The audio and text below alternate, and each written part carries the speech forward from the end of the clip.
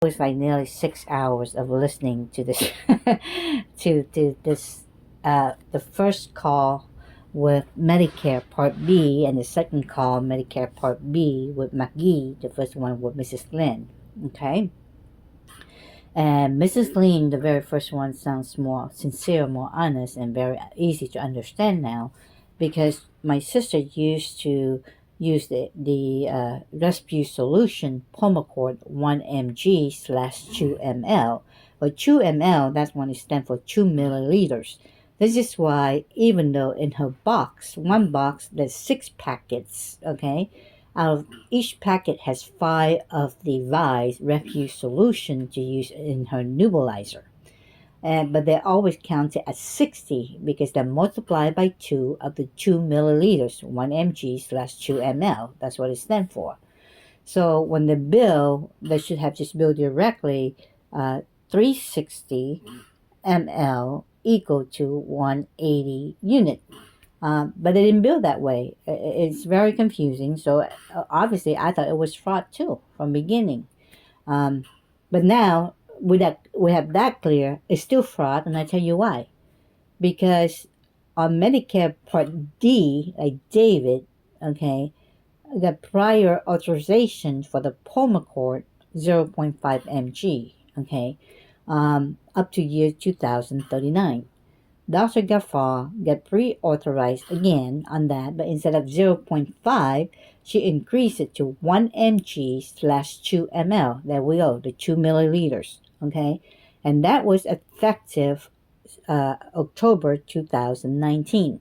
So since Dr. Gaffar get that prior authorization again with a health net, but just increasing on the dosage, they bill Medicare Part D, like David, for Pulmicort.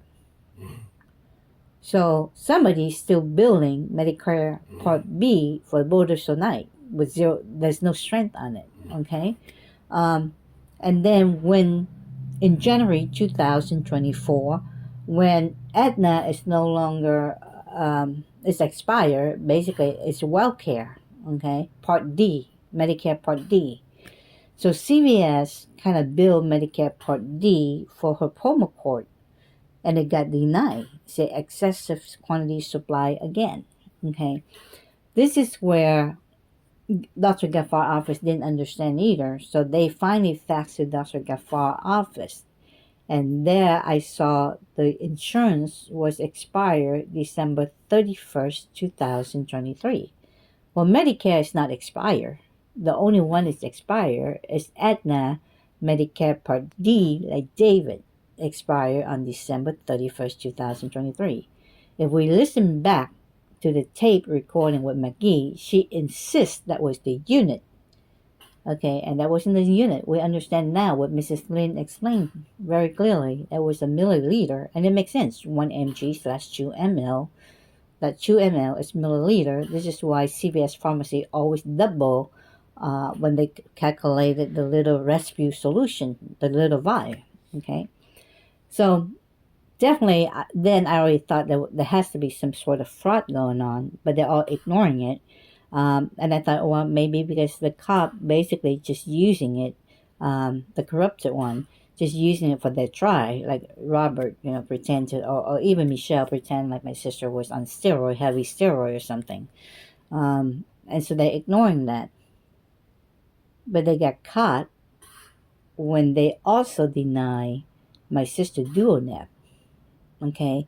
And clearly on the statement or documents provided by CVS Pharmacy, in January 19, I think she got like 22 ml or something like that. Yeah, ml. I think they still consider milliliter. And they denied the DuoNeb. Okay. And then in January 21, which is only 2 days apart, I came back.